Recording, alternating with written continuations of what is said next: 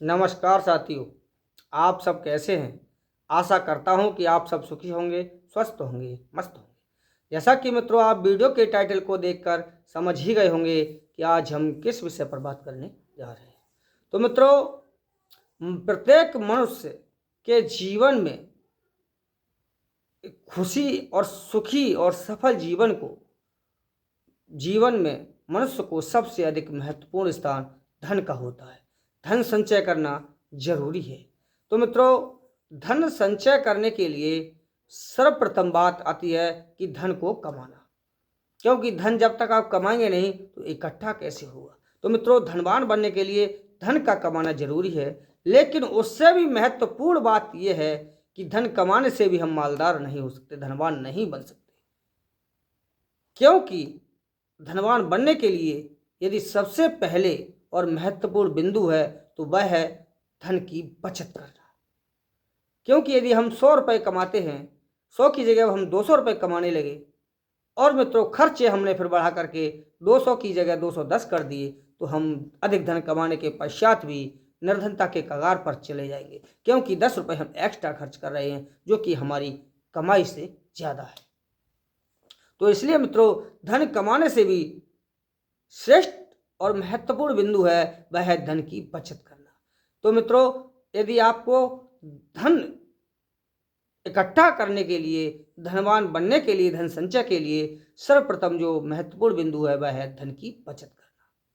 तो मित्रों, पैसे कमाने से ज़्यादा पैसे बचाना जरूरी है, लेकिन कुछ बढ़ते खर्च ऐसे भी हैं जिन्हें हम कम नहीं कर सकते,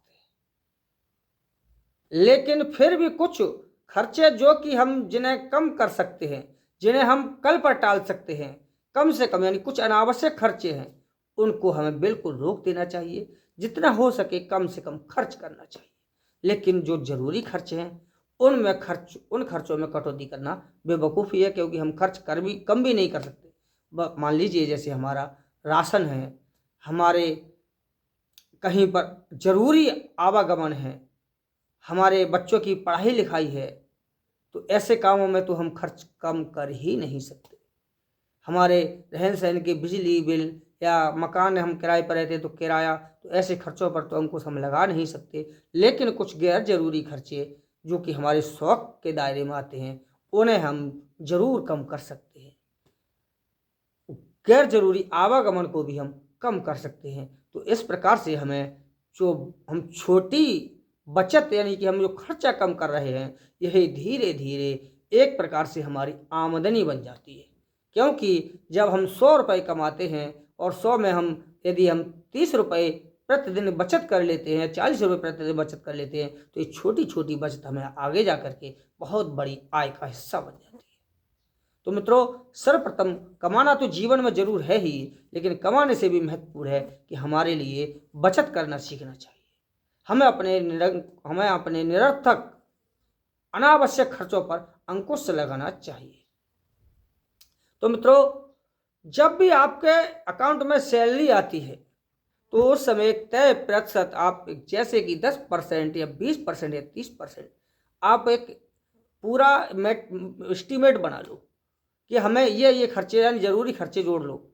उसके पश्चात अब कुछ अचानक से बढ़ने वाले खर्चों के लिए कुछ आय जोड़ने के पश्चात जो अनावश्यक खर्चे आप कटौती करके देखो कि हम कितना बचा सकते हैं। 10% या 20% या 30% जो भी बचत कर सकते हो उसे आप बचत के रूप में अलग इकट्ठा करना शुरू कर दो।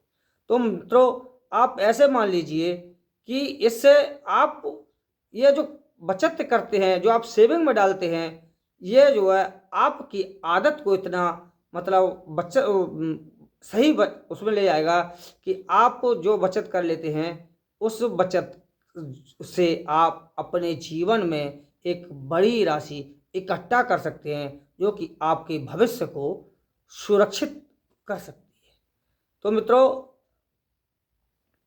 आपके लिए उस जो बचत का फिर जो पैसा आपका इकट्ठा कुछ होता है, उस पैसे के लिए आप, जैसे कि आपके छोटे बच्चे हो, जैसे छोटी कन्या हो तो सुकन्या का खाता, ऐसे ही आपके जो उस पैसे को, ये नहीं है कि आप इकट्ठा करके घर में ही रखते रहो, क्योंकि घर में जो रुपया रखा है वह पूंजी नहीं कहलाता।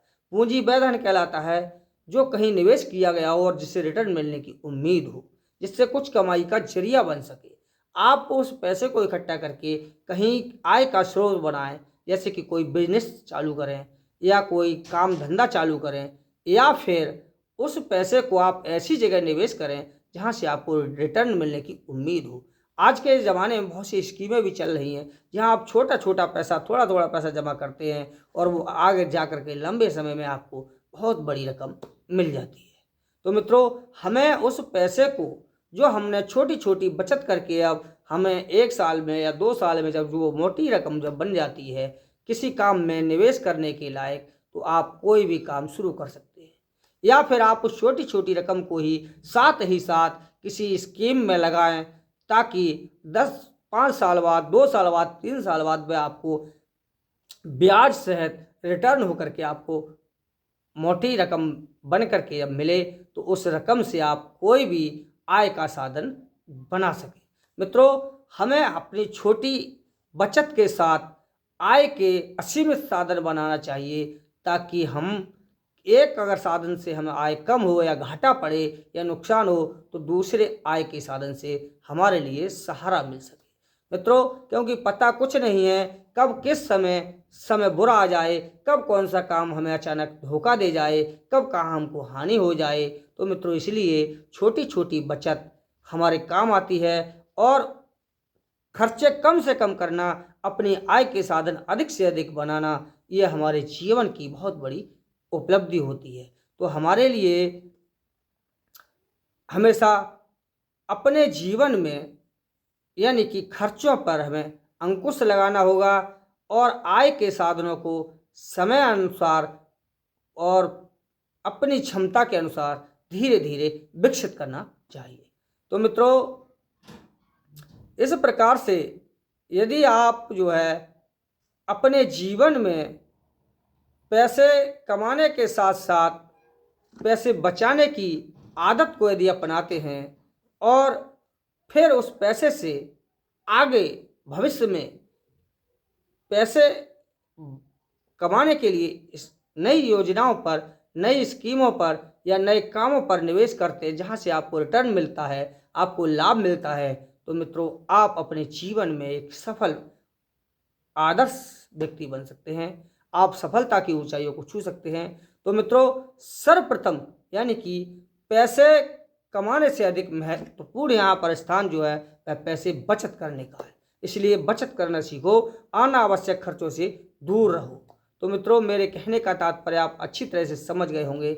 यदि आपको ये वीडियो अच्छा लगा हो तो आपसे नम्र निवेदन है कि आप वीडियो को लाइक और शेयर जरूर करें। चैनल पर यदि नए हों तो सब्सक्राइब जरूर कर लें। आज के लिए बस इतना ही है। मिलते हैं अगले वीडियो में, तब तक के लिए नमस्कार साथियों।